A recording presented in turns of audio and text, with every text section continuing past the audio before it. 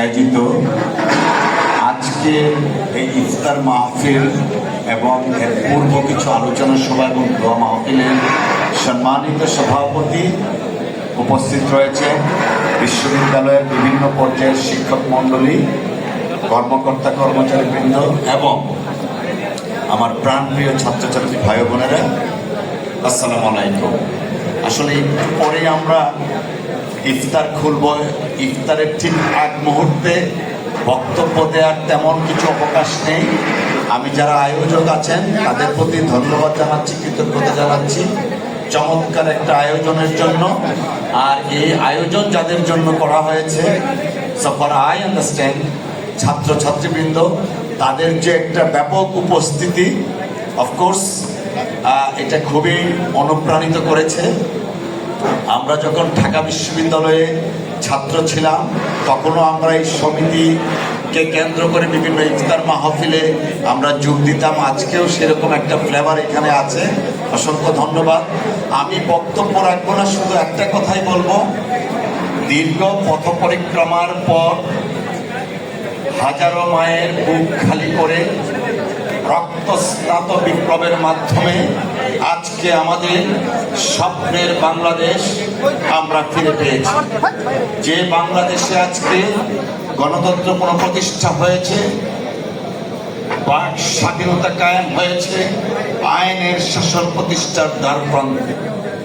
আজকের এই সময়ে আমি শ্রদ্ধা করে স্মরণ করি যাদের আত্মত্যাগের বিনিময়ে আমরা এই নতুন বাংলাদেশ পেয়েছি। প্রিয় ছাত্রছাত্রী ভাই বোনেরা, আমি একটা বিষয়ে আপনাদের দৃষ্টি আকর্ষণ করব।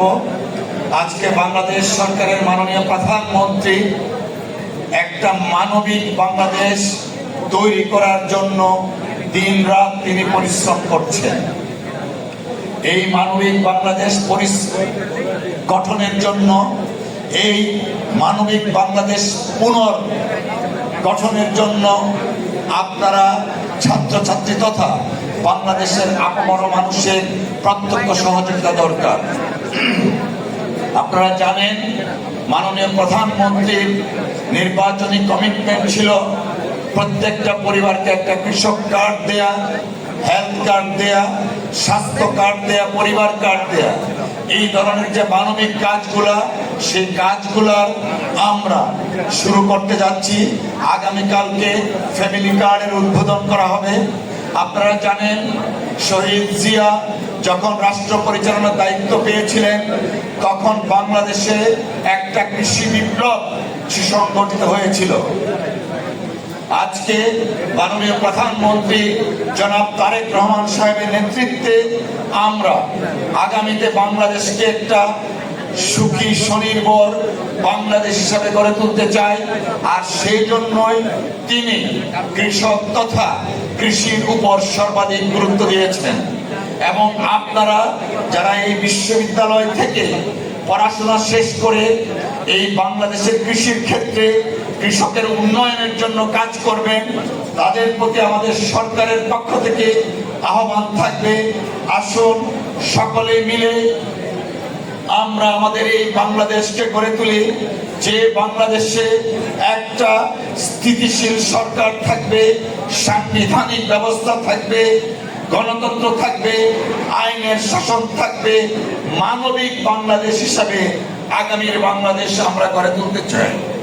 আর সেই জন্য যারা ছাত্রছাত্রী ভাই বোনেরা আছেন প্রত্যেকের প্রতি আমাদের আহ্বান থাকবে, দলমত নির্বিশেষে আমরা জনাব তারেক রহমান সাহেবের হাতকে শক্তিশালী করার মাধ্যমে স্বপ্নের বাংলাদেশ গড়ে তুলব। এই হোক আমাদের প্রত্যাশা। সকলকে ধন্যবাদ। আল্লাহ হাফেজ। বাংলাদেশ।